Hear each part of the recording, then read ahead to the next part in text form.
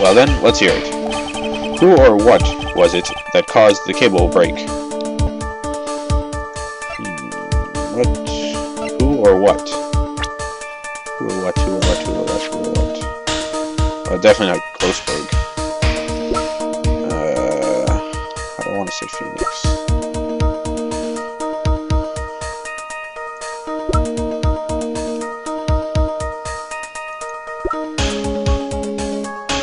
Look at that face. He looks like a monkey.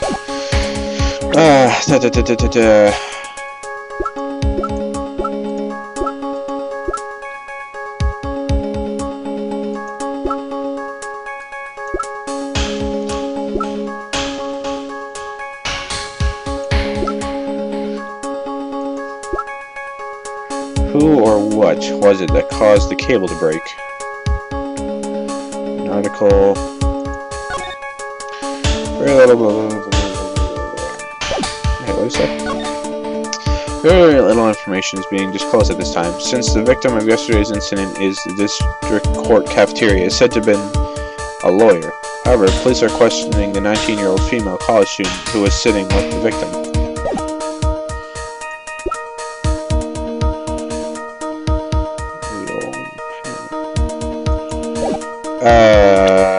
This guy. This is why the cable snapped. Well, Your Honor,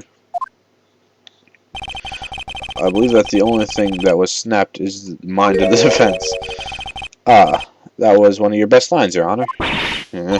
Ouch, that was harsh. Please, Your Honor, give me one more chance. Well then, let's hear it. Alright. It's a good thing I get lots of chances here, because I'm gonna need them. Let's see.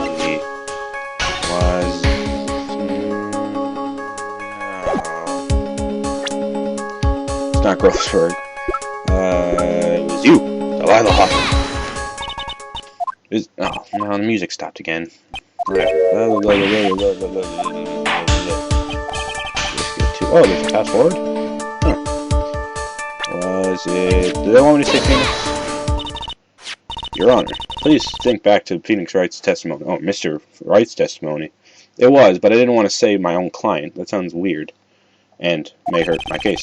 The defendant's testimony? He said that after he pushed the victim, he heard a loud, sharp noise. Now, this happened at around 3 p.m., correct? Yes, that sounds right.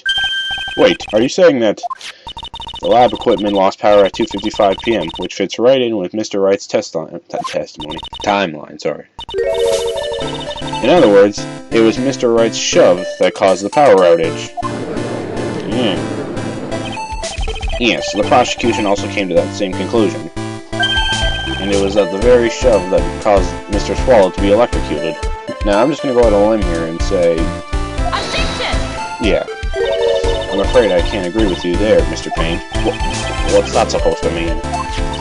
Take a good look at where the victim landed after being shoved. See the umbrella? It's by the electrical pole. That's right. The victim banged into the pole as a result of being pushed. It was that impact that caused the cable to break. Well, that makes sense. And then the victim was electrocuted.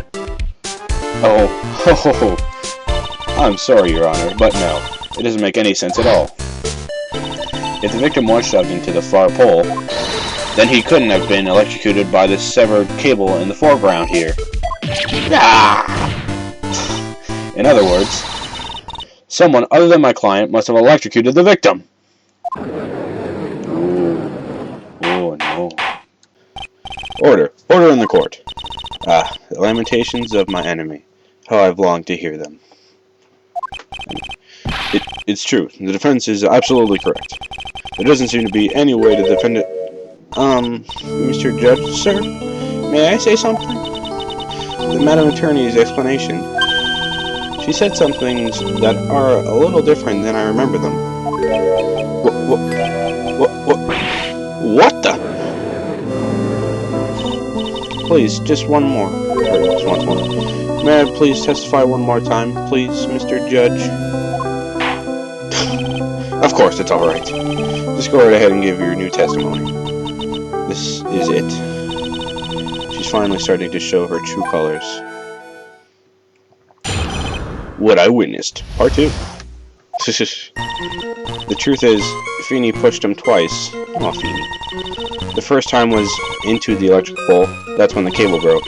Then Dougie tried his best to run away from him, but Feenie caught up and crashed into him from behind.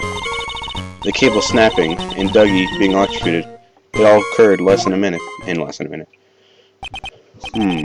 So after being shoved, the victim got up and tried to run away, and that is when the defendant pushed him for the second time. I'm so sorry, Feenie, but I have to tell the truth. Am I doing the right thing? Am I, Mr. Judge? Of course you are, my dear. As painful as it may seem, you are. Now then, Miss Fay, you may proceed with your cross-examination. What I witnessed. Part 2. Alright. The truth is, Feenie pushed him twice. Hold it. Miss Hawthorne, previously in your testimony, you said the following. Actually, I didn't see the moment he pushed him. I know. I'm sorry. I wanted to protect Feenie. So that's why you basically lied to the court? I was a bad girl. I know. Mr. Judge? Yes? Would you please forgive little old me? Of course you won't. What is it? Oh, come on now. It was just a little old white lie. We'll forget about it this time, but please be more careful from now on, alright? Oh, thank you so much, Mr. Judge. Not at all. The judge had better be more careful of himself. A dark alley is friendlier than that girl. No, I thought I read that wrong, but I didn't. The first was... Hold it. I got a question on everything. You're saying you actually saw the victim get electrocuted? Pushed into the electric pole. I know it doesn't look like it, but Feenie can be a bit of an imp when you want. Oh, really? But I never imagined that he would cause... I can't read. Feenie really is scary when he gets mad. Yes, he sounds like a very dangerous individual indeed. Oh, Phoenix does, yeah. And you tried to hold it.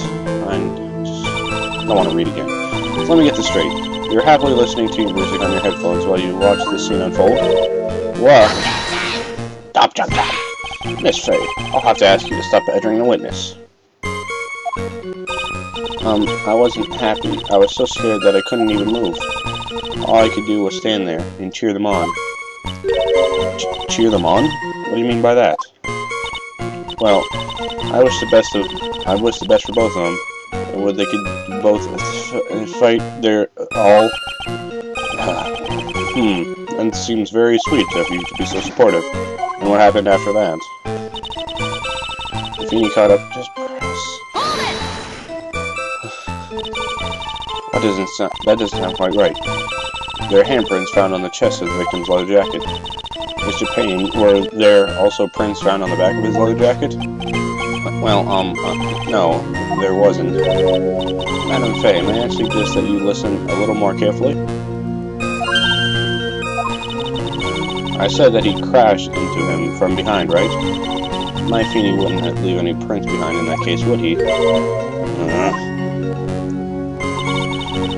The cable snapping, just press. You actually witnessed the moment the victim was electrocuted?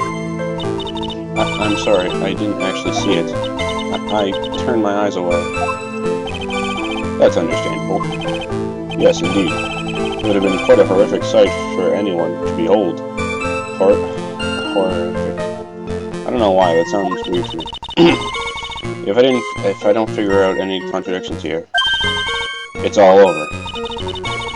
She didn't have much time to come up with her lie. So there's my best chance. So this is my best chance. There must be a hole in her testimony somewhere. Think, Mia. Alright. Wait, let's see what we can present.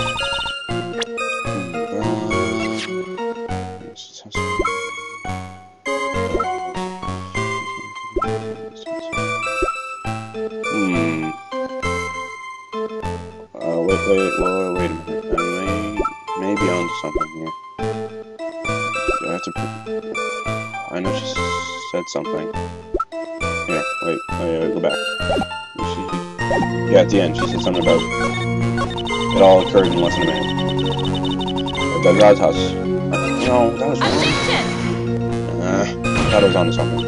Williams' testimony just now is not clearly. I skipped. Skip. I don't want to read it again. Objection overruled. Try to think it over again. Well, there goes a few points for the judge. Do they want me to present the other autopsy report? Because they're basically like the same time. What time do they have to? And of course they do, because the music's off. Whatever. That's enough, witness. I'm afraid I don't understand. You will in a minute. Could you please take a look at this picture? I didn't present the... Oh, that medicine. It's the one Feenie likes to take for his cold. But I didn't present this... Whatever. It's not the medicine I want you to take a look at. It's the wristwatch. It stopped at the precise time the victim was electrocuted. In other words, 3:05 p.m. Yes, and your point is, Miss Faye? My point is this. What time was it when the lab suffered that power outage due to the cable snapping? Well, according to the student's testimony, the answer is clear. It was 2:55. Would you care to explain to the court, Miss Delilah Hawthorne, what exactly happened during this 10-minute interval? The defense proposes that it was during this interval that the real murderer killed Doug Swallow. Boom, boom. Order in the court. What is... Objection! What is this nonsense? The real murderer? Even you can't deny that the time between the cable breaking and the electrocution are completely unaccounted for. Then who was it? Who else? Whatever. Hair flip. I don't care. There's only one person who would murder Mr. Swallow. Only after my client had left the scene. Was there a window of opportunity for the real killer? Miss Faye, is the defense ready to indict someone as this real killer? It's finally time. This is the moment I've been waiting for. Yes, Your Honor. We are ready. Very well. But remember, if you accuse the wrong person, you will be penalized. Think very carefully before you speak, Miss Faye. Thank you. Now then, Miss Faye, let's have it. Who is this real killer? Oh, I know who it is. But you don't. So I'm gonna leave you hanging. Bye-bye.